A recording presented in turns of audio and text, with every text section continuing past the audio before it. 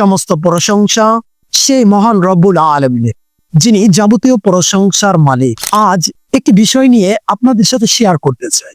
সে বিষয়টি হলো ওমর ইবনে খাত্তাব রাদিয়াল্লাহু তাআলা আনহুর একটি ঘটনা। ওমর যখন ইসলাম গ্রহণ করেন তখন মক্কার মধ্যে সব থেকে শক্তিশালী কুস্তিকার ছিলেন। যখন ওমর রাদিয়াল্লাহু তাআলা আনহু সাহাবীদের সাথে একসাথে দাঁড়াতেন তখন ওমর রাদিয়াল্লাহু তাআলা আনহু উঁচু দেখা যায়, সে এতটা উঁচু লম্বা এবং শক্তিশালী ব্যক্তি। তখন ওমর রাদিয়াল্লাহু তাআলা ইসলাম গ্রহণ করে চলে আসেন কাবা শরীফের কাছে, গিলাফ ধরে বলেন, কে আছো তোমাদের মধ্যে তার স্ত্রীকে বিধবা করতে? কে আছো তার মাকে সন্তানবিহীন করতে? কে আছো তার ছেলে সন্তানকে তার বাবাকে হারাতে? যদি থাকো তাহলে আমার সাথে সাক্ষাৎ করতে পারো, আমার সাথে যুদ্ধ করতে পারো। আজ আমি ওমর ইসলাম গ্রহণ করছি। এই ওমর রাদিয়াল্লাহু তাআলা আনহু যখন অদ্দজানের খলিফা হলেন তখন এই ওমর রাদিয়াল্লাহু তাআলার মন এতটা নরম হলেন, আল্লাহু আকবার। একদিন ওমর রাদিয়াল্লাহু তাআলা আনহু রাতের বেলা যাচ্ছেন মরুভূমি দিয়ে মদিনার, সে দূরে একটা দেখে একটি কুঁড়ে ঘর। দেখেন ওই কুঁড়ে ঘরে কিছুটা আলো জ্বলছে। তখন ওমর রাদিয়াল্লাহু তাআলা আনহু এবং আসলাম রাদিয়াল্লাহু তাআলা আনহু সেই কুঁড়ে ঘরের দিকে যাচ্ছে। যাওয়ার পরে দেখেন কিছু শিশুরা বাচ্চারা কান্নাকাটি করছে। তখন ওমর রাদিয়াল্লাহু তাআলা আনহু ওই ঝুপড়ির পাশ থেকে দেখছেন যে শিশুরা খাদ্যের জন্য খাবারের জন্য কান্নাকাটি করছে। কিছুক্ষণ দেখার পরে সেই বুড়ির কাছে যান, সেই বুড়িকে জিজ্ঞেস করেন, তাকে কেন খাবার দিচ্ছ না? এই যে খাবার রান্না করছো। তখন ওমর রাদিয়াল্লাহু তাআলা আনহু সেটা দেখেন কি এটা খাবার না, এটা হলো পানি, গরম পানি, তার মধ্যে কিছু পাথর। তখন তাই দেখে জিজ্ঞাসা করেন, হে বুড়িমা, তুমি তাদেরকে কেন খাবার দিচ্ছ না? তখন বুড়ি বলে, আমি শুনতে পাইছি আমাদের এই শহরে একজন আমিরুল মুমিনিন হইছেন, তার নাম ওমর। আজ আমরা খাদ্যর জন্য আমার শিশুরা কান্নাকাটি করছে আর সেই ওমর আমাদের কোনো খোঁজ নিচ্ছেন না। তখন ওমর রাদিয়াল্লাহু তাআলা আনহু বলে, তুমি কি কখনো গেছো সেই ওমরের কাছে? তখন বলে, কেন আমি ওমরের কাছে যাব? কেন? ওমর কি দেখতে পারে না? ওমর তো এই অদ্দজানের বাদশাহ, সে আমাদের প্রতি দায়িত্ব আছে আমাদের খেয়াল রাখার। সে কি পারে না আমাদের খেয়াল রাখতে? ওমর ইবনে খাত্তাব রাদিয়াল্লাহু তাআলা আনহু ওই বুড়ির কাছ থেকে কান্না চোখে ফেরত আসেন মদিনার দিকে এসে বাইতুল মালের কাছে এসে বলে, কিছু মাল নেয়, কিছু আটা, কিছু গম, কিছু খেজুর নিয়ে আবার চলে আসেন।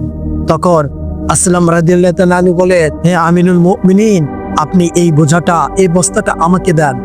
তখন ওমর রাদিয়াল্লাহু তাআলা আনহু বলেন, আজ আমি তোমাকে দিতে পারবো, কাল কিয়ামতের মাঠে কি তুমি আমার বোঝাটা নিতে পারবে? তিনি হতাশ হয়ে যান। তখন ওমর রাদিয়াল্লাহু তাআলা আনহু সেই বুড়ির কাছে এসে নিজের হাতে আঁকা রুটি বানান এবং ছোট ছোট শিশুদের নিজের হাতে খাওয়ান। আল্লাহু আকবার। এই হলো আমিনুল মুমিনিন, এই হলো আমাদের সেই সমাজের সেই সময় ইসলামের শাসক, সেই সময় শাসন করেছে। তখন তাদের খাওয়ানোর পরে চলে আসেন, আসার একটা স্থানে দূরে থেকে দাঁড়াই দেখেন। তখন আসলাম রাদিয়াল্লাহু তাআলা আনহু বলেন, হে আমিনুল মুমিনিন, আপনি এখানে দাঁড়ালেন কেন? কয়, আমি কিছুক্ষণ আগে ওই শিশু কান্না দেখেছি, আমি কান্না দেখে আমি নিজেও কান্না করেছি, কিন্তু আমি এখন ওদের কান্না না, ওদের মুখে হাসিটা দেখতে চাই। আমার ওই হাসিটা না দেখা পর্যন্ত আমার অন্তরে শীতলতা আসবে না। আজ সেই শাসকদেরকে বলতে চাই, আজ সেই ধনীদেরকে বলতে চাই, আর দুই একটা দিন পরেই আমাদের চলে আসবে, উপস্থিত হবে কোরবানি।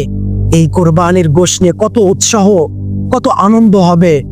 ঠিকই আপনি কি চিন্তা করে দেখেছেন আপনার বাড়ির পাশে এক গরিব মিসকিন যারা আশা দিয়ে আছে, এক বছর অতিক্রম করার পরে তারা গরুর গোশের ঝোল খাবে, গরুর গোশ খাবে। বাবাকে বলে, বাবা আমি অনেক দিন হয়েছে আমি গোশ খাই না, গরুর গোশ।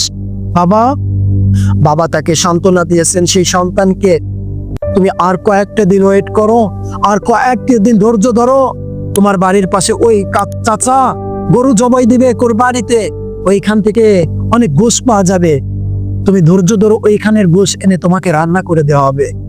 এরকম আশা দিয়ে আপনার বাড়ির পাশে সেই ছোট ছোট শিশু সেই কান্নাগুলো থামাইছে সেই গরিব বাবারা। আজ তাদেরকে বলতে চাই, আপনারা তো একদিনই খুশি করেন, আপনারা একদিনই খুশি করেন সেই শিশুদের মুখে একটু হাসি ফুটান, একটু কিছুটা গোশ দিয়ে। সেই শাসকের মতো হন, আমিরুল মুমিনের মতো হন, একটু গোশ দিয়ে। আপনারা তো মাসের মধ্যে একবার হলেও তো গরুর গোশ খান, বা 2 মাস পরেও তো খান, বা 6 মাসে, বছরে 2 বার বা 3 বার খান। আর ওই শিশুরা এক কোরবানি থেকে আর এক কোরবানি ওয়েট করতে থাকে, কখন যে কোরবানি আসবে, কখন যে কোরবানির গোশত পাবো। আজ তাদেরকে বলতে চায়, হে ধনীরা, তোমরা ওই শিশুর আজ কোরবানির দিন আজ তুমি খুশি করো। আল্লাহ তাআলা আমাদের এই কথাগুলো বোঝার এবং আমল করার তৌফিক দান করুক।